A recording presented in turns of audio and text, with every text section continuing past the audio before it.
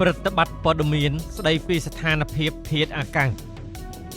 សូមគោរពជម្រាបជូនអំពីស្ថានភាពធាតុអាកាសនៅព្រះរាជាណាចក្រកម្ពុជាសម្រាប់ថ្ងៃទី30ខែមិថុនាឆ្នាំ2025សម្ពាធទាបក្របដណ្ដប់លើសមុទ្រចិនខាងត្បូងសមុទ្រអាណ្ដាម៉ាន់ឈូងសមុទ្រថៃអាងទន្លេមេគង្គលើរបបខ្យល់មូសុងនិរតីនិងព្រះរាជាណាចក្រកម្ពុជា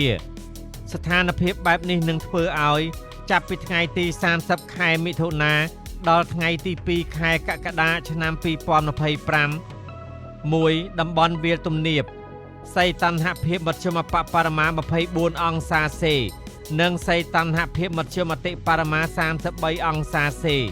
ខ្យល់បក់មកពីទិសនិរតីនិងទិសអាគ្នេយ៍មានល្បឿនមធ្យម5ម៉ែត្រក្នុង1វិនាទី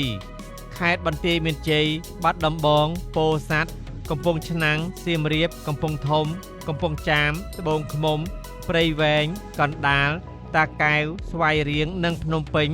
អាចមានភ្លៀងធ្លាក់ជាមួយផ្គររន្ទះនិងខ្យល់កន្ត្រាក់គ្របដណ្ដប់លើផ្ទៃដី 25%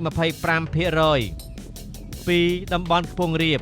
សីតុណ្ហភាពមធ្យមបរិមា23អង្សាសេ